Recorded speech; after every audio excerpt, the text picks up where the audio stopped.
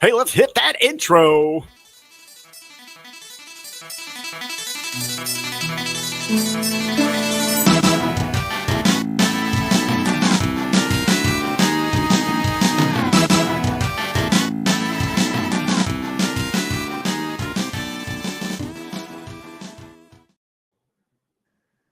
All right, it is that time again, HMG Army. Hey, you know the place to be. It is the Bottom Line Sports Talk. We are talking those big games, those big lines, those headlines. Yes, it's me, that R to the B to the V. And hey, this week, episode 3, I'm not joined. It's not Timmy and Jimmy, but it is our HMG Pro Handicappers. We got the man over there at the top of the screen. Introduce him in here first. The Florida man with all the style. We like for debate on that one. Hold on here, but Mr. John Hartnett, welcome back to your show, the Bottom Line Sports Talk here on the HMG. Oh, it's not my show. It's the people's show, RBV. Come on, brother. We're here for the people. It is. Hey, it's to put a little green in those people's pockets. But, you know, I might have spoke a little prematurely. As you're one of the best-looking talking heads and pro handicappers we have here, HMG, you might be outstyled and profiled by the man here below. So he brings it, baby. He's always got them big cigars, driving those fancy cars because he's always seeing that green on those big bets. Mr. JayB, how we doing down there? What's going on, RBV? Hartnett, my man. It's a Cage Theory reunion in this house. Big cigars, no Diddy. Yes. Yeah. No ditties around here. No ditties around here this afternoon, ladies and gentlemen. Hey, you guys were talking, JB and Hart. It's been a while since you guys have connected on the airwaves here with HMG, going back to your big MMA days. You guys were just covering everything in the fight world. Yeah, it's been a while, and it's a good time to link back up and have JB back in here. And let's get it together and let's get some picks flowing. Absolutely. Can't wait, man.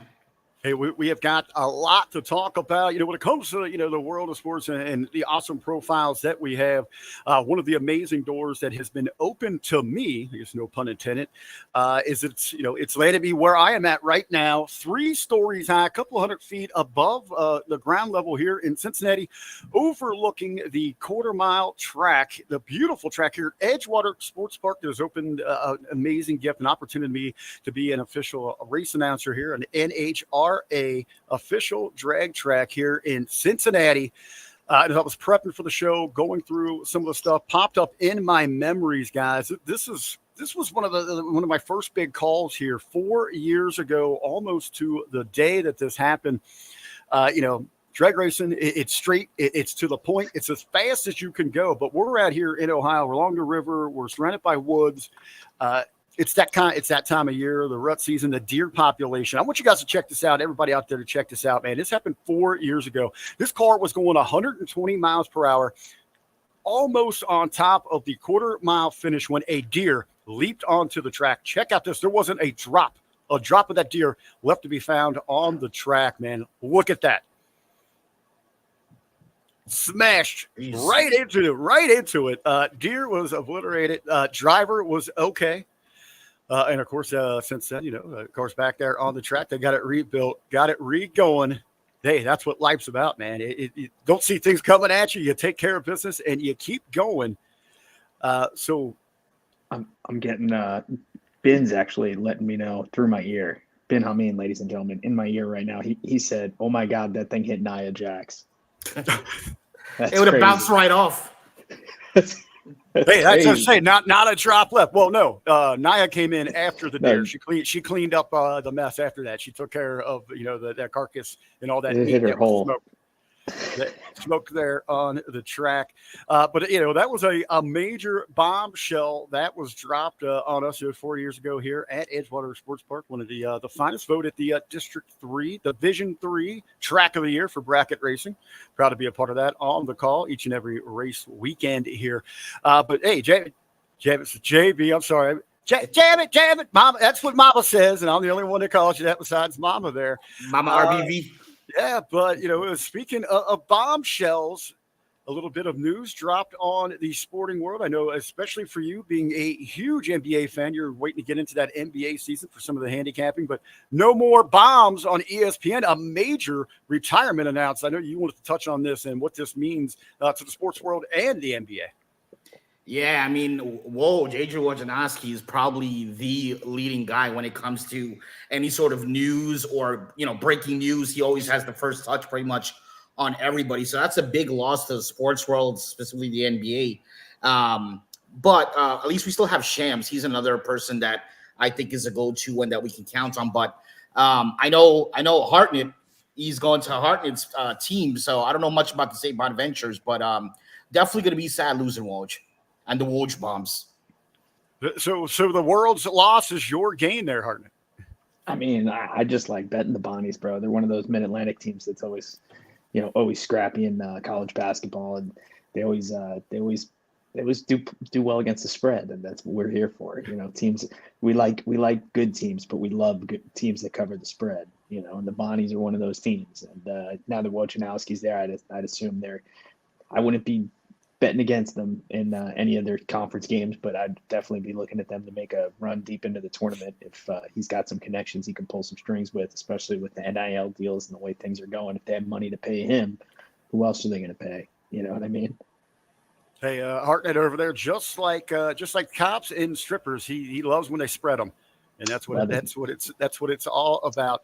As we're talking about, one of those great voices, potentially considered an icon in his profession.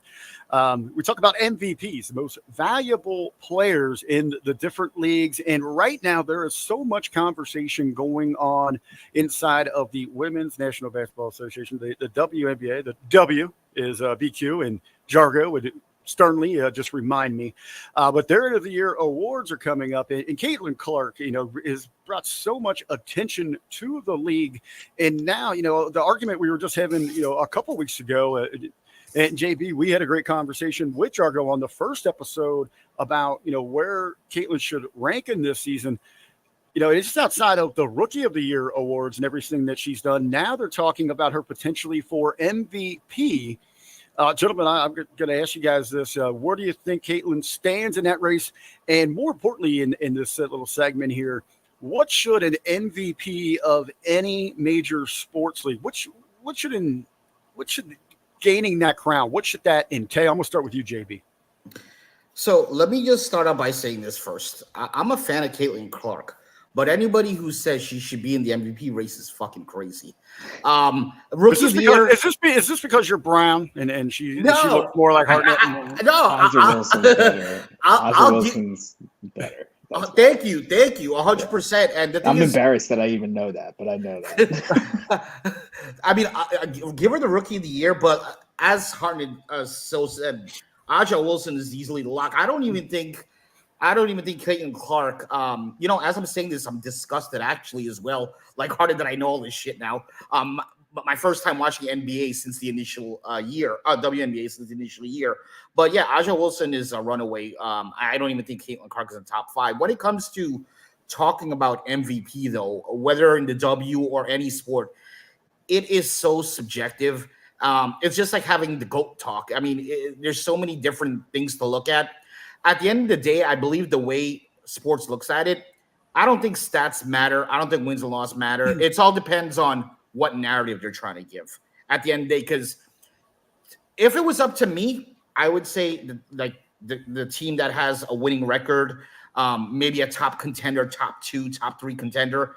But we've seen time and time again in the past where MVPs have won and they're not even a contender, or they're not the number 1 or number 2 team. We've seen this in the past before. I think in the last NBA, the last 4 seasons, the number 1 team has not had the person be the MVP. So it's all about the narrative, honestly. Hartnett? Yeah, it's a narrative award, and JB's right about that. And it just like you said, it depends. You also have to be a person that if you're removed from a team, there's a significant drop off in their performance. Even if they are a middle of the road team, they would drop tiers into the bottom of the league. Or if they were the bottom of the league, it could be even worse. You know what I mean? There has to be a significant drop off in removing that person from the team. It makes them the most valuable person, in the league to their team. That's the word. Okay, I think both of you might have just made my counterpoint, and over in the chat, he's kind of echoing what I'm going to throw at you guys here. Mr. Scott Woodford, putting up there. Clark is the MVP because she brought the eyes to the NBA. You guys are talking about a narrative. You guys are talking about dramatic impact or just overall impact on a franchise, on a team. To me, when we're talking about the league, we are talking about the overall a brand. It is a brand. And when you talk about substantial growth, where have you seen a league have an impact with a player like Caitlin Clark than the WNBA has had over this past year? I'm sorry, if we go out, as Hamin would say, let's go to the mall and let's start questioning people, and we do the Q tests. How popular are you? How many people are going to know who Miss Wilson is? I'm not taking away from her game. Her stats, her points this year are simply amazing, but they're not going to know her. But the average Joe Schmo on the streets is going to recognize the name Caitlin Clark, and they're going to know that's the WNBA. They're going to know that she's the one that is responsible for these amazing increases in number across the board for this league, for this television deal. Those rely on that little girl's shoulder right up the road from where I'm at on 74 in Indianapolis. I mean, yeah, she's the most popular. It is Hartnett, as you said. If you take somebody away, yeah, exactly. Then they were last. They had a 50-cent improvement. They are the 6th seed from the very last. I'm going to even say these things, but they have Aaliyah Boston, right? So that, like, they would still be kind of right where they're at. Hey, who? But Who? Guys, we're forgetting A'ja Wilson. If you take her away from the Vegas Aces, they're the champions, right? If you take her away from the Aces, they're not the champions. 100%. It's that simple. And then that's the award. That's it. She's the most valuable player in the league. She scores 30 points a game. It's not correct. All right, so go look at the other ones. Look at total points contributed towards. She is getting beaten in all these other categories by the one and the only Caitlin Clark.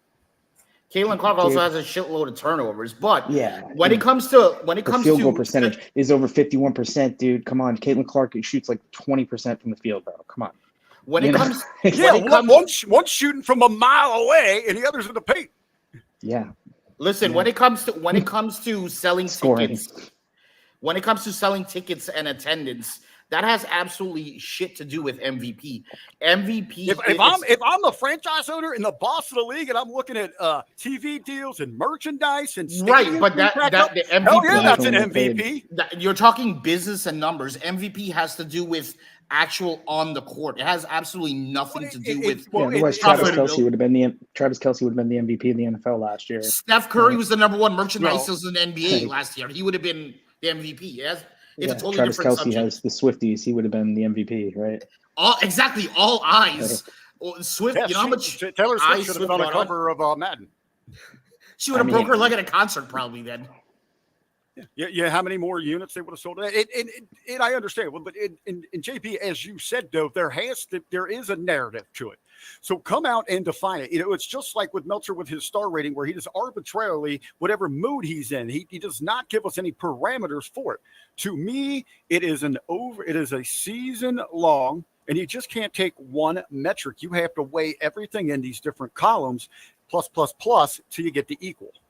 Let me ask you guys this question. I'm curious on your thoughts. What if they came out at the beginning of the season and say, listen, we're going to have a point system. You get 1 point, you get X amount of points for this, X amount of points for that. This way, there's no guessing. At the end of the season, we know where everyone stands, and there's no narrative. It's just strictly stats. I think that would work. And actually, that's kind of a good spin-off on the conversation. I mean, how could you draw that for the different things and you know us, the talking heads, we're looking at things like that as gamblers. You could even look at those things, who's going to be the top in this statistic category if it is accounting for even the difference in road tickets sold. You mentioned Steph Curry. What is the difference in home games for, I'll just use up the road in Cleveland? Do they see an increase when he comes to town? And sure, I mean, it's probably the same with LeBron. People would say they wanted that opportunity to go watch him, especially when he was just rocking and rolling in his prime. I'd say he's past that, but he is up there in his years. So many, his bump card is almost there. But you could even see that ticket prices would increase when you see those big dogs coming.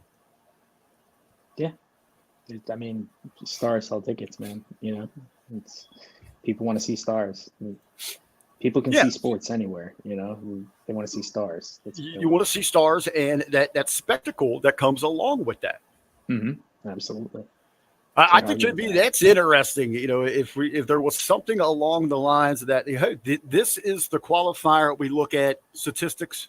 We're looking at, you know, whatever league revenue across the board, growth for the team. I think that would be really interesting. Because, like it or not, I mean, everybody wants to say, hey, it is about the on the court, the game itself, but these are businesses that we're talking about. Listen, at the end of the day, Vince McMahon got it right. The blueprint. It's all about stories and issues. That's all it is. Yes, and that's his right. model. I was going to say he's writing a hell of a story right now. We're all going to find out on Netflix what that's about. Gentlemen, as you know, it is about that time of the year. We are mid-September. We're on that stretch. We're looking to that magical moment known as October for Major League Baseball. Just yesterday, I know both of you guys are fans of the Big Apple. New York, the Yankees have clinched. They are in. So watch your mouth. Watch your mouth. I'm a Mets fan. I'm a Mets fan, dude. Yeah. Whoa! You know, hey, Big Ray. Just don't mistake us for Big Ray. Big Ray just unsubscribe to this show here. We are. Hey, and speaking of that, Frito Scoops. Well, I'll see you. He's going to be one of our special correspondents as we get into the MLB postseason. Guys, on this home stretch, we talked a little bit last week, Hartnett, about some of the things to watch out for. Talked about the odds for MVPs, teams that are getting close to getting in, who some of the favorites are. It drastically changes in just a short time. We're just a handful of games away from finding out who's into that postseason, starting that. Hartnett, I'll start with you here. Where you're sitting, has anything changed about some of the teams you're watching? I know you regularly. You might be peeking over the television screen right now with some action. I know my Reds are getting smashed by the Braves right now. Michael Harris just homered. I'm watching the Braves. Right here for the final homestand in Cincinnati. The Braves are tomahawking the Reds. But so right now, as we're getting close here, again, the Yanks are in. We'll look at some other teams that are set. Atlanta, they're looking to punch their ticket to get set. Hartnett, where are you standing right now on this run towards the postseason, to that magical October for Major League Baseball? So we talked about last week, it's all about who's hot and who's not, and getting hot at the right time. And right now, I don't know if people have been paying attention, but the Baltimore Orioles can't hit water if they fell out of a boat right now. So they're going to be a team that's going to be popular. They'll be heavy chalk in the playoffs. They're a team I'm looking to fade right out the gate, as well as the Yankees, who are going to be a public team. And I don't know if you've seen how they've just had an absolute implosion on themselves here out of the bullpen at the last few. They can't trust Clay Holmes anymore. He blew a game again last night, even though they won it. Those are two teams out of the American League I just have absolutely no faith in. And it opens up the door for a team like the Astros, who I think are a well-disciplined team and a team that's been there before, knows what it takes to get there, and they just win, and they have a dangerous lineup. And if they get hot right now at the right time with Framber Valdez, the way he's pitching, it's going to be hard to beat them. In the National League, the Mets are right there. They're getting hot right now, which as a Mets fan, I get really excited right now. But then I also know what's coming because there's still 15 games left. So my heart's going to get crushed inevitably. So, I'm just setting myself up for failure with that. But the Mets are the team I'm liking out of the National League, as well as the Diamondbacks, who are the team that did it last year. Same thing in the National League. The Dodgers pitching staff is absolutely atrocious. Besides Jack Flaherty, I don't know who they're going to go to and lean on in the playoffs to get at least 5 or 6 innings from. And their bullpen isn't strong enough to pull them through an entire series like that. So, it's going to be hard with the amount of money they spend, because they're going to put up runs, but they're not going to be able to stop other teams from putting up runs against them. As you can see, the Marlins just scored 20 runs in the last 2 days against them, which is kind of crazy because the Marlins absolutely suck. And I would say the Phillies are also another one of those teams in that spot where they're not hot right now. So that's a good thing. Let's keep them not hot. 6-4 in their last 10 is not hot for them. So that's, a good thing for me. But that's what I'm seeing. The Brewers will fade. They always do. Padres are a team that could be dangerous because they have that good bullpen. Joe Musgrove's a good starter. Yu Darvish coming back. He looks he looks like you, Darvish. So, I mean, they could be a serious problem too. But yeah, fade the Dodgers, fade the Orioles, fade the Yankees, and yeah, we'll have some dogs to bet on here in October. Well, that's what I was gonna transition over to. JB is Hartnett saying here he's not favorable on some of these league leaders, division leaders that have, it's fair to say, safe enough bets to get into the postseason, but he's liking these hot teams. Where do you stand on that, JB? So I 100% agree with him. When it comes from a betting standpoint, it's usually a good idea not to side with the public, because majority of the public are casual bettors that honestly don't know shit, and they're just betting. Oh, they got Ohtani, they're winning everything. Well, I would say real quick, just I'll spin up on that.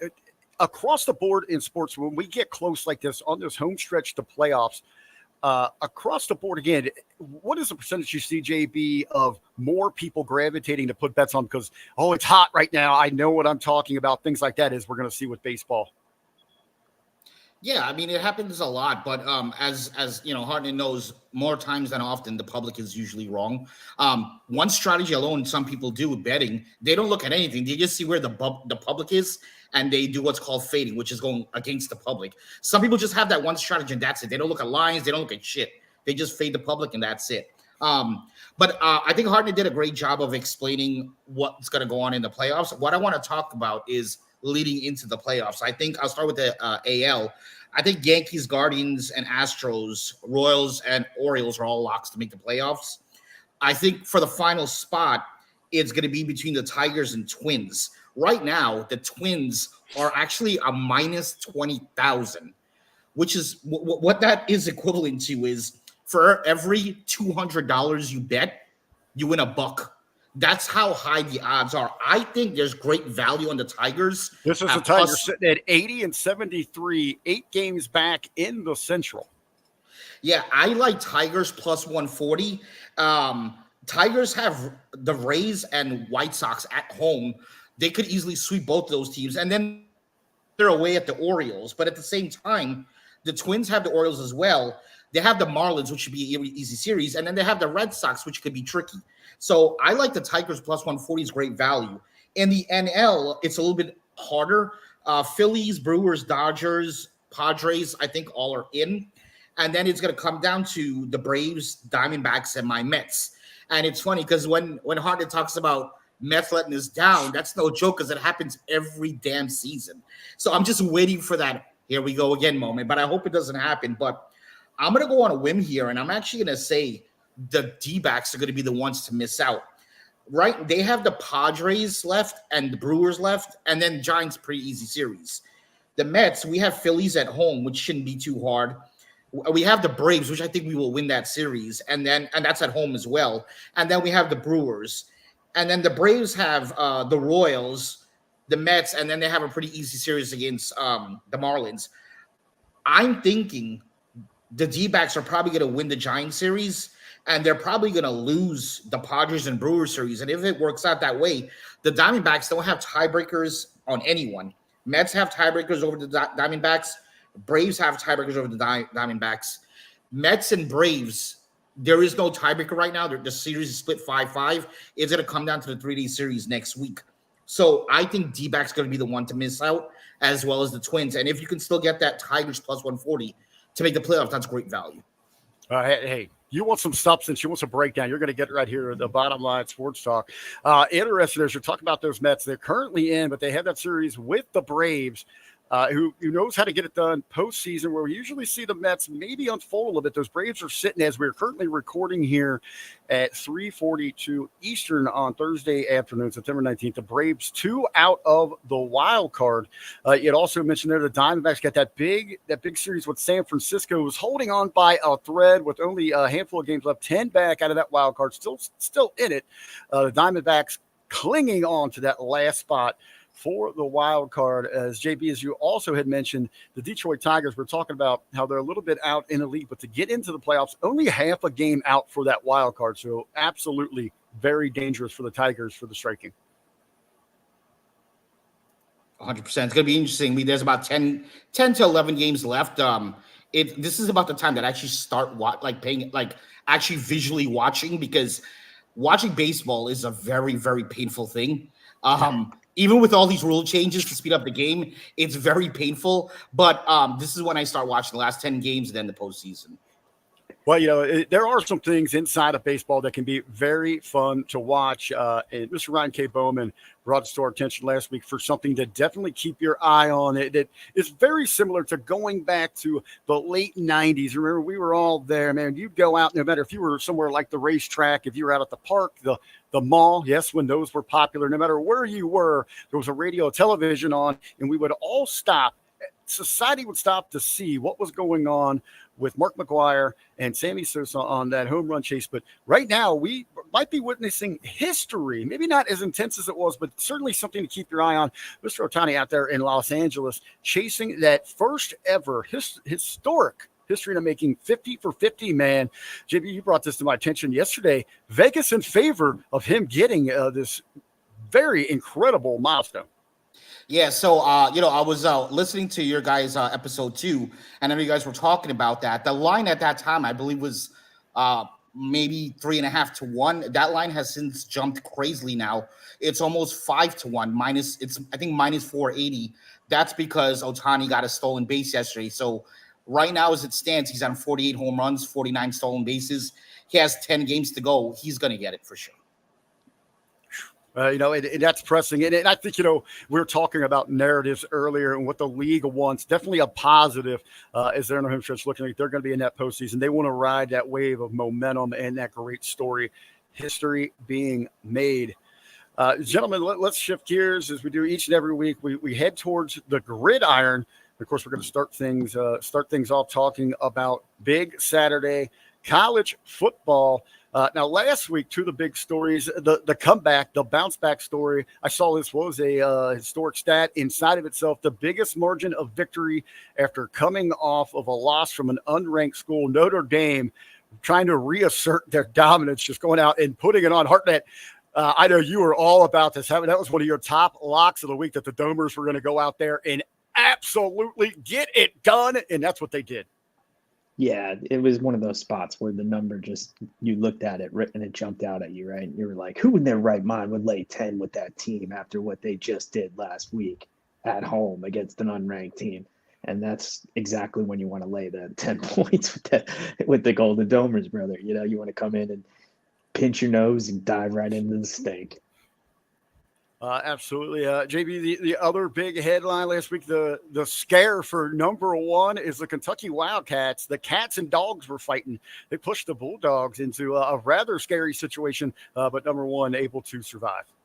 Yeah, I mean, they did what they had to do to hold on to number one. I'm really intrigued about this week's matchups. There's about 4 or 5 big games this week that I can't wait to watch. But interesting week of college football last week. It's one of those ease-in times of the year. Again, a different dynamic with a different playoff structure. Before we jump into this week, another team that was interesting that people seem to be high on it. Maybe it's because I'm here in the Midwest state of Ohio, and we have a lot of – it shames me to say that, but we have a lot of their fans in our state. But go Blue. Anybody impressed with Michigan able to – I don't even say take care of business, but get a win last week? I thought it was a little disappointing. They get over on an enhancement talent by only 10, and their fans are talking about, the team might be back, baby. I don't think they're back. It's just Texas's year. I don't think anybody's taking this thing away from Texas, brother. I'm sorry. so early on, that's your in the young Manning out there. They're talking about a Manning with speed might be one of the most dangerous things at football. With that IQ and that prowess, that strength in the arm, and now he can take off, right? Do you believe that next gen stat that he was faster than Tyreek Hill? That's where I'm like, you're so full of shit. There's no way you would take Arch Manning in a foot race against Tyreek Hill. Fuck no. Okay, because next gen stats apparently said that he was faster by their metrics, which I'm like, okay, your metrics suck. Who did the metrics? Peyton Manning? I don't know. I saw that stat, so I was like, dude, who is this? Hey, it's about that. It's about that narrative. You got to get that hype out there, right? Rico isn't doing anything for the college game right now. He's doing more for TMZ than he is for the NFL right now. But we can talk about that maybe in the next segment. JP, you said you're very excited, ready to go talk about this week, some big matchups, and maybe we start learning a little bit more about these teams, who they are into the season, and again, the expanded playoff. But pretenders, contenders, and pretenders, who are you liking, JB, this week for Big Saturday? Before I go to that, you forgot a major headline. How about Florida State 0-3? They couldn't even beat the fucking Memphis. I mean, Jesus.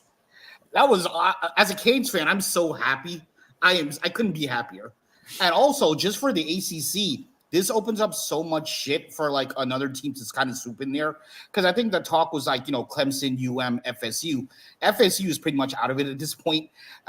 Even with the 3 losses, I don't see that they're pretty much out of it at this point. So it's gonna be interesting to see what goes on with the ACC. But for this week, there's a couple big games. Tomorrow night, you have Nebraska and Illinois. I think Nebraska takes that. You have USC versus Michigan. That's a big one. I'm excited to see. I think USC takes that. Utah versus Oklahoma State. Utah. I think all the favorites really win these big games. Tennessee versus Oklahoma. I think Tennessee definitely got that. Clemson versus NC State. I know some people might say that's not a big game. As an ACC guy, it's a big game to me. I think Clemson takes it. And as an honorable mention, you have Louisville versus Georgia Tech, which I think will be, of all of these, probably the most closely contested. But I think Louisville takes it. In terms of picks that I like LSU minus 24. I think the line should be way more than 24, honestly, versus UCLA. So I like LSU to lay the points there, 24 points. I like Tennessee and USC money line. You parlay that together, you're at plus money. And then my lock of the week for college football, actually it's a game tonight at the date of this recording. It's Appalachian State versus South Alabama -7. I love Appalachian State. Throughout the years since I've been betting college football, Appalachian State has probably won me more money than any other college football team, period. They're not like some big flashy program, but from a betting standpoint, I've made so much money off of them. So that's my picks. Hey, JB, before I get to Hartnett here on some of his favorites this Saturday, you kind of mentioned, now we're seeing the ever-changing atmosphere, the landscape inside of college football. What are your thoughts so far? And I watched a couple of these games last week, mainly that popped out to me, which was something that I never thought in my life, is that you see Indiana just manhandling UCLA. How do you see, especially the Pac-12 integrating itself into the Big Ten? I think it's interesting to watch because they're with the conference, the way they kind of switch things up. It's interesting to see how some of these teams are integrating with their new conferences and things like that. But it's interesting. One thing I have to note, and forgive me because I don't remember what game it was, but I was watching a game last week and the team was up by like probably 3 touchdowns, and there's 3 minutes left, and they're still throwing bombs. And I was actually getting pissed, and I know I'm probably gonna get a lot of flack for this. No, it wasn't Rutgers. It was a televised game. I forget who it was.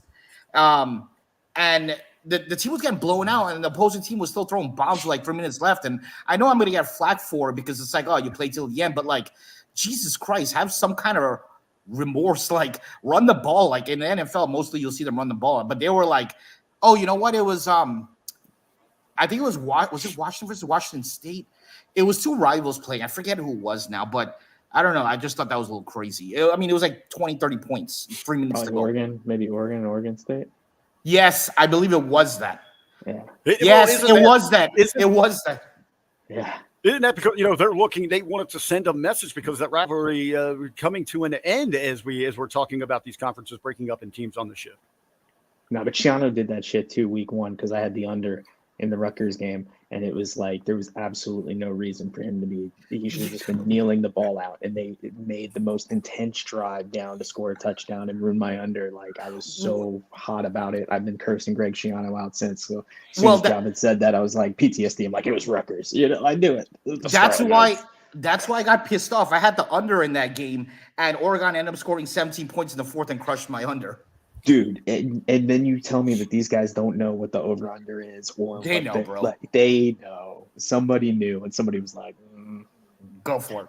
It's good if we get to 51 points. Yeah. Hey, I mean, it makes you wonder sometimes on it, man, how close they are. It's that's what the same thing is. It kills me. Like you're allowed to bet on professional wrestling. Like how is it someone inside of that company becoming like a multi-millionaire? You know? Yeah, well, because they limit your bets to like $100. Well, yeah. Our troops gonna win the Rumble from number one. Yeah, I heard that. Yeah, I'm putting everything I got on that thing. Hey, let's make it happen, H. You know. All right, Hartnett for this weekend's college football. What are you liking here, brother? So I got a few games I'm playing this week. So number one, the Florida Gators are disgusting right now. Bill Napier almost got fired this week, yet they are a 6-point favorite at Mississippi State. Remember when we talked about earlier, like, hey, who in their right mind would lay 10 points with Notre Dame after that performance last week? Who in their right mind wants to lay 6 points with the Florida Gators right now? They suck, but Mississippi State sucks worse. We're laying 6 points with the Florida Gators. Let's go. Hold your nose. Don't watch. The pride of the Sunshine State, both the Seminoles and the Gators, man, are just how the mighty have fallen. Nah, you know what though? But like the Gators have actually shown up. Like even though they've lost these 2 games, like Texas A&M doesn't suck, and neither did the Canes. And they were hanging with the Canes the first half before it got turned on them. Texas A&M kind of just blew them out of the water, but Mississippi State absolutely sucks. So I think the Gators are going to outclass them. They're going to run the score up. Napier's going to look to do it and make a statement and get these guys, on the right track. I think 6 points is going to look like nothing in the rearview mirror. We're going back to the well, one of my favorite teams to bet in college football. You're going to get sick of me saying this sometimes, but we're laying 3 points with Tulane against the University of Louisiana Lafayette. They suck. Tulane doesn't. We're laying the points. FAU is going on the road to UConn. They're getting 2.5. We're taking the 2.5. You can sprinkle on the money line. UConn sucks. FAU does not. Oklahoma at home, having the biggest game in program history probably for the last 10 years. It's 7 points against a Tennessee team that looked absolutely ridiculous last week. We talked about fading the public. The public is all over Tennessee. Oklahoma, I think, covers the number. It doesn't matter if it's through the back door or how they get it done. They're going to cover that 7. So we're going to take the 7 points with them. Another dog I like is, BYU is a good team at home. They're getting 6.5 against K-State. They're going to cover that number. And they're a big dog to also sprinkle some money line, action on if you're looking to get feisty, because that plus 6.5 is probably like a 3-1 dog. And then, of course, it wouldn't be college picks unless we had to pick on Coach Prime. We're laying the 2 at home against Baylor. Let's go, Coach Prime. Get it done. Hey, the way you're putting it every each week, we got to get a Green Wave sponsorship here on the Bottom Line Sports Talk, and we got to get a hold of Logan Paul, man. We got to get some prime time sponsorship here on the show. You put it over each and every week. JV, I know you got some big picks here for the college ranks. Well, yeah, I actually gave my picks already, but I love the fact that. Oh, did you already? I love the fact. I was watching this car get unloaded in front of me. Rick is getting high by all the car fumes over there, but I love the fact that Hartnett and I are on opposite sides for the Tennessee game. But just to reiterate my picks again, LSU minus 24 versus UCLA, Tennessee and USC moneyline parlay for plus money, and lock of the week for college football, App State minus 7 against South Alabama. Hey, man, I just want to make sure that they got yours in there, man. That's just because, Hartnetts were so good. I just don't want you to seem like you got skipped over there. So we will kick it back to you here, JV. Is this week NFL Week 3? Let's, talk about there were some tight games, some intense. Hey, when we head on over to the Hamin Media Group NFL Pick'em Challenge, man, what a devastating week across the board. No one's seeing success. Not a lot of coverage, a lot of beatdowns. Probably the big 3 surprises of the week, the Ravens, the Rams, and it breaks my heart here. My Bengals 0-2 to start the season for some of the favorites early on. Yeah, there was some crazy shit that happened last week. I think probably for me, the fact that the Ravens lost to the Raiders was kind of crazy. I believe Hartnett had the Raiders in there, if I'm not mistaken. I had the Vikings, and Vikings beat 49ers, and I was telling all my friends, shout out to Bailey if he's listening to this. I like Vikings last week, but yeah, very crazy slate. I think things get a little bit more normalized this week, but Falcons losing to the Eagles on fucking Monday Night Football, a lot of crazy shit happened last week. Hey, you're going to get us called into HR. Watch us, Bob, trying to get monetized over here. MSG with that strict watch outlet on us. Hey, you're talking about the Philly. There's, you listen to, the other talking heads out there. The show's maybe not as good as ours, but they get that national recognition. A lot of concern. What is wrong in Philly? Hartnett, for some of these teams that were some of the favorites that just can't seem to get it right early on, which ones do you feel are truly in danger, or which ones it's just those early season speed bumps? Giants are cooked. They're absolutely terrible. Well, yeah, I don't think nobody. That was preseason, bro. Yeah, nobody was expecting those guys to be anywhere. I mean, do you want to hear a stat? You want to hear a stat? They're the first team ever in NFL history, and the Giants, they're celebrating their 100th year in the NFL. First team in NFL history to score 3 touchdowns, allow no touchdowns, and lose. I saw that stat. It's crazy. That is incredible, bro. That is an incredible stat. And blow out the candles for the 100-year anniversary. The history of football. What you saw last weekend, that was a first time. So it's crazy. There's always a first time for everything. So the Giants are celebrating 100 years, and the NFL itself celebrating 105 years. Pretty cool. Yeah, and that was the absolute worst performance you've ever seen in it last week. So, there is that. There's always a new low for the Giants. Yes, and our dogs from up north here in Ohio, the great state of Ohio, the Browns get them this week. So we're feeling good in Ohio. We get the Giants and we get the Commanders between the Browns and the Bengals this week. So it's either going to be a terrible, terrible week for us, or at least we can get some W's. Yeah, the craziest thing, though, is probably Derek Carr is the best quarterback, and then Derek Carr and Sam Darnold are the 2 best quarterbacks in the league. Something's got to give, bro. Something's got to give right now. That's gonna do for regression. We're gonna straighten that out real quick. JV, for the teams that shouldn't hit panic mode right now, that are kind of down and out, who are you looking for here this week to make a big statement and especially start growing on that in the next couple of weeks? Yeah, I mean, the 3 games I want to talk about before I actually get into my picks. Ravens versus Cowboys. I think Ravens easily win this game. I think in Dallas. I think they're going to run them into the ground. I just think Ravens the line is so close. I'm not sold on the Cowboys, and I probably never will be. But I see the Ravens easily win that game. I think Henry runs amok that game. So there's that. Eagles versus Saints. This line is absolutely crazy to me. I don't know how Eagles are dogs in this game. Literally, I believe this line would be that. The Saints have scored on every possession, which is we're talking about incredible stats. That's amazing right now. 14 possessions, 14 scores. No, I totally get it, but I 15. believe with one Saquon Barkley reception, this line is flipped the other way. I really do feel so, even though it's in New Orleans. I think there's incredible value, Eagles +3. I won't necessarily be on it. I might change my mind when it comes closer to game time, but I do love the Eagles as the dog in that game. And Chargers versus Steelers, I'm not sold on the Steelers right now. I know they're playing good so far, but I like Chargers to win that game. The games that I actually am taking, I love my Jets tonight, -6. There's no way. I mean, if the Patriots beat us tonight, we should hit the panic button real quick because we're in a lot of trouble if the Patriots beat us tonight. As I mentioned, I like the Eagles +3 against the Saints. And my lock of the week, I'm going with the Fins and Seahawks over 41.5. I think it's going to be a shootout. I think it's going to be a high-scoring game.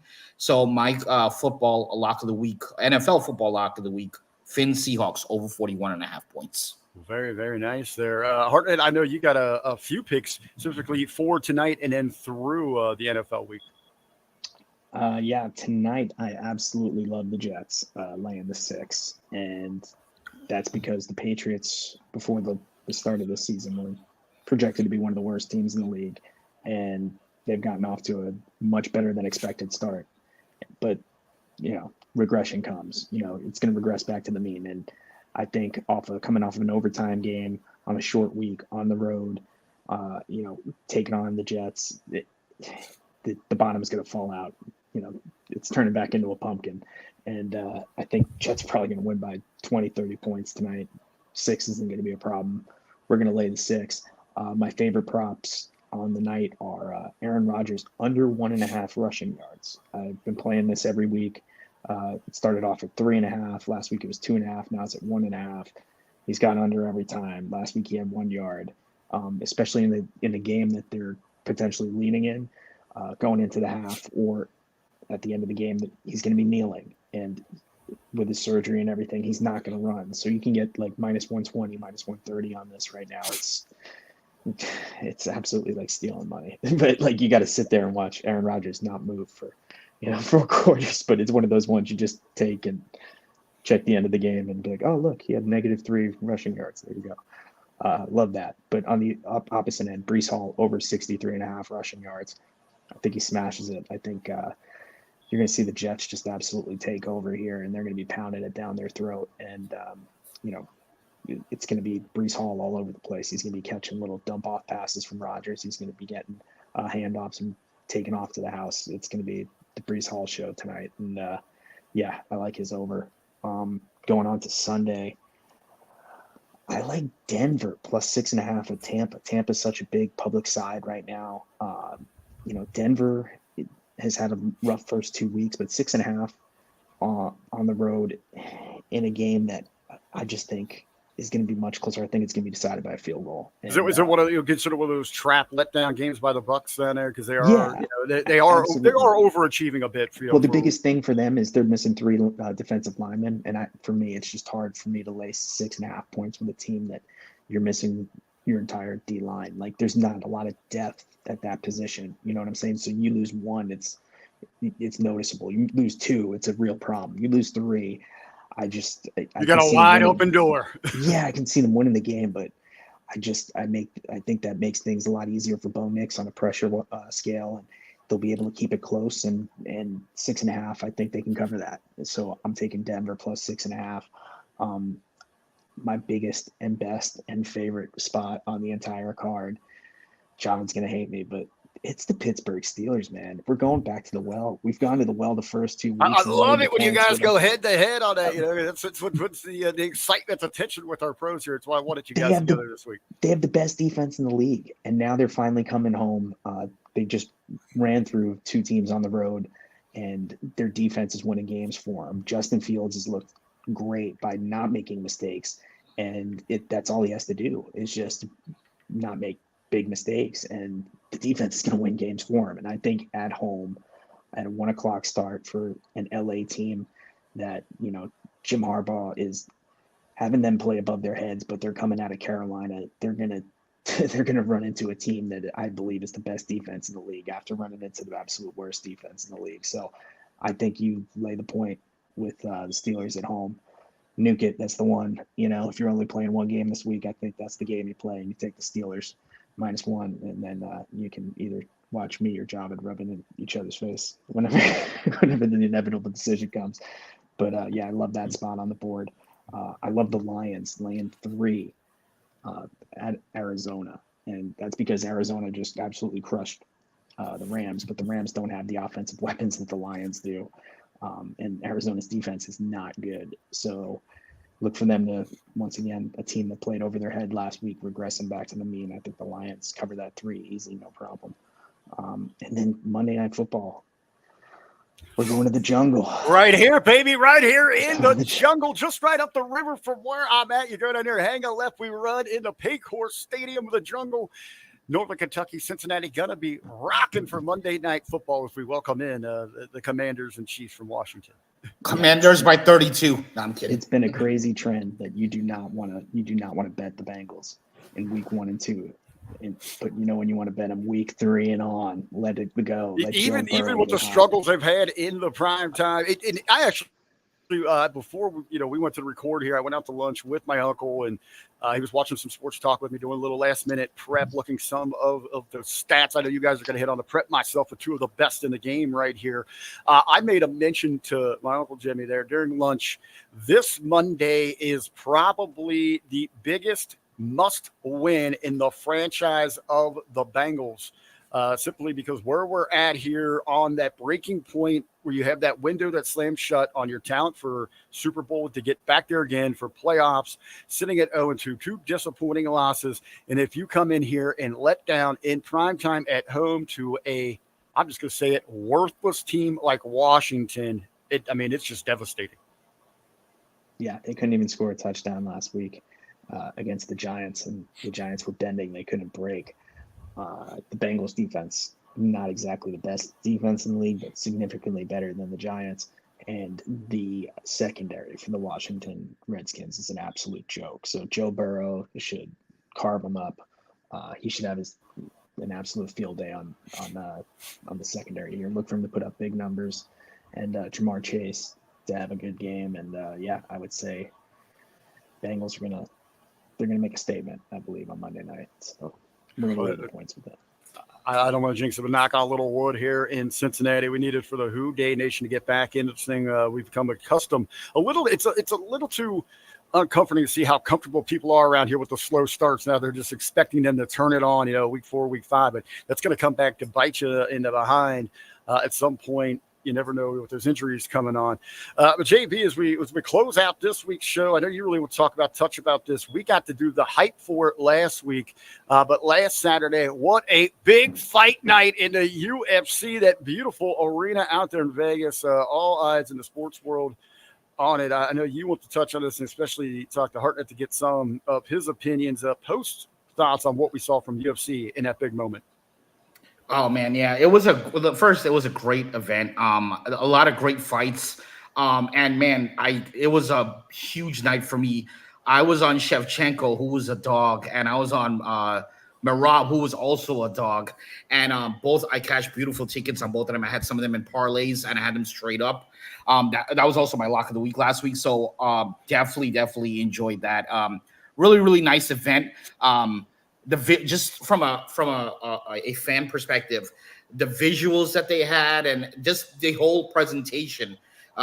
If you didn't see it, go back and watch, maybe on YouTube, watch it. The whole presentation was awesome. It was UFC Nocho in the Sphere in Vegas. Awesome event, and it's always great when you can be profitable on an event. And I'd like to mention, I got Hartnett on that one because I heard you take Sugar Sean on that one. Hey man, I don't know if people saw it, but that's one of those things too that you got to pay attention to the line movement, and the amount of money that came in on Merab late was stupid. Yeah, it was a big red flag, man. And that pick at that point, you got to reverse. You got to know when to hold them, know when to fold them, know when to run. That was the time to run. So yeah, Hartnett makes a really good point. Probably more than any other sport. UFC line movement is a real thing. I was very lucky when I got Merab. I got him early in the week. I got him at a plus money, plus 119. But by the time it was time for the fight, he was a favorite. So UFC, if you like somebody early, and you feel like the public's going to go towards them, take them. I was hoping. I'm really glad that I took Merab. I was going to not take him until like fight time because I thought money was going to pour in on O'Malley, which it really didn't. So I was shocked. So I'm glad that I took him at plus 119 because in my head, I'm like, if he goes to like plus 150, plus 200, I'm about to like lay some real shit on this. But sorry, I forgot. I don't want to get striked. But that's a very important thing when it comes to UFC and watching lines because line movement is a very real thing in MMA. Yeah, and the amount of money it takes to move a fight like that's getting the amount of action it does to move it from O'Malley being a minus 140 favorite to like basically in a couple hours if it moves the way it moved. Like that's somebody knew something and they're a heavy player, or they told a bunch of people, and there is a lot of money coming in. That's kind of interesting because I was JB laying out where he likes to grab on early, lock in before things start moving. Hartnett, now someone that has been on the other side of it when it comes to the MMA game, that knows what it's like in those camps. What are your strategies? I mean, are you kind of got your ear to the ground? Is something happening here, or are you looking at how they train? Where do you get locked in when it comes to your strategy when you're doing an MMA game? Don't really look at the lines. Try not to pay attention to it. You know what I mean? It's one of those things where you'll get in your own head because it's like a thing you'll do. Like, oh, I'm used to betting football or baseball, and I'm like, oh, they like this, or they like it. Try to keep all that out, and you'll hear things though because it's such a small sport. Everybody knows everybody. So, but you get inside that bubble, everybody's kind of talking. Oh, dude, yeah. Well, you get in then it's so incestuous just with things where people have trained here, but now I'm going to move to the other side of the country, but now I'm going to go to this camp, and I'm going to jump to this camp. And it's just constant like interchanging. And then, I'm best friends with this guy, but he trains on the other side of the country. And all of a sudden they get a phone call or a text message about like, this guy's foot ain't doing so well, or this guy's, back, or guess who's sick this week. You know what I mean? Like, dude, that information definitely. How much of that is phishing though? False information. Let me just say one thing real quick, and I hope Hartnett doesn't get pissed about what I'm about to say, but I'm not going to name any names. But I will never forget. I won a good amount of money on a single bet on someone I really knew nothing about, but Hartnett called me. And he said, I'm not going to name any names. He's like, listen, this guy is looking for a paycheck. He hasn't trained. He's nothing. Go the other way. And the guy got completely obliterated. No one in his camp or anything like that. No affiliation with Harden. It's just something he heard. And like, I won't say the name of the fighter, but inside information is real. Also, I remember when I forget what week it is when. Dude, that's like 7 to 10 years on the stock market, man. That's insider trading. Yeah. No, and this next part has nothing to do with betting, but I remember when what's the name of that? My mind just went blank. What's the name of the guy that Kamzat beat? He was hot for a while. He fought like 5 times in a year. Black dude. Really fun to watch. Kevin Holland. Yes. Remember when you told me Kevin Holland and somebody got into a fight backstage? Yeah. I remember he texted me like 5 minutes after it happened. I go all over the internet. The news broke like almost 2 days later that they got into a scuffle backstage. And Hartnett texted me like 5 minutes later, like, hey, I just saw them in the hallway fighting. It was Holland and was it Cowboy? Yeah, it was Holland and Chimaev, right? Or no, it was Holland. Holland Chimaev. Was it? Oh yeah. I think it was Holland and Chimaev. Yeah, but that was pretty cool. Absolutely. Well, gentlemen, there's so much going on in the world of sports. We try to cover all the majors. Any maybe on your way out, maybe plug what you got, but maybe if you got anything else in the sports world that people should be keeping their eyes on, JB, I'll kick it to you. Yeah, so a lot of people don't know this about me, but I'm not ashamed to say I'm actually a huge tennis fan. I've been watching tennis since I was like 9-10 years old. My uncle was a big fan during Agassi and Sampras days, and I never stopped watching the sport. I can see you out there on the court, man. I can see you out there. You seem like you might be more of a doubles guy, though. Double cheeseburger, baby. So this week the season's coming close to end, but this weekend, starting tomorrow, the 20th, there's this thing called the Laver Cup. They do every year. It's 6 representatives that represent Team World versus 6 representatives from Team Europe. The line, like I wouldn't suggest betting this straight up, but you could put it in like a parlay piece. But Team Europe is going to be absolutely insane. There are 6 players who are like in the top 12 of the world. Team USA has like maybe 1 in the top 10. Right now, the line is minus 380 the last time I checked for Team Europe to win. So I would definitely make that a parlay piece, but just something fun if you're looking for something outside of the top 4 or something to watch this weekend. Can I say that I love that pick? Hartnett, what do you got over there? I got nothing. I'm ready to roll, baby. There's a whole lot of action this weekend. Excited to watch some football, some baseball, and now I guess I'm watching tennis too. Yeah, watching it in the morning. It's fun. It's fun to like. I like watching it when I work out in the morning. If I can throw a little bit on and watch it, it's the best.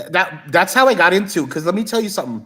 At 2 a.m., the only thing you could bet on is Korean women's soccer and tennis. That's it. For my DGens out there, that's how, like, you got action no matter what time of day it is on tennis. That's awesome. There you go. And to keep up with the action nonstop through the weekend, first and foremost, if you haven't already, hit that subscribe. Make sure that you're getting the alerts. Give us a thumbs up on all the content here at the Hamin Media Group YouTube channel. Of course, this video isn't just, sensitive for today. We've covered stuff all week. Please copy the link to this video, share on your social media, tag Hartnett, tag JB, tag myself. And of course, head on over to Facebook, look up the Hamin Media Group. Yes, that is our private group there where JB, he hosts some chats and up-to-date. Hartnett will pop in there with some of his picks as we talk all the big sports throughout the weekend. JB, I believe we do each day. We do a different thread so we don't get everything kind of clouded up, confused in there. So make sure you're joining us over there. Gentlemen, I guess it is that time. We'll send it out of here on the home stretch here for our sports pop of the week. And you know what? I had another one, but our conversation steered another way. I found this one for our Seminoles. Check out. You guys are giving up on the Seminoles, but hey, they are ready to regroup. Look at the cheer squad. They're integrated. They are progressive. They are moving forward in Florida with the Seminoles there. The Seminoles cheer squad. Ladies and gentlemen, we thank you for joining us this week on the Bottom Line Sports Talk. Please subscribe, like, and share. We'll see you right here next week for another edition of the Bottom Line Sports Talk.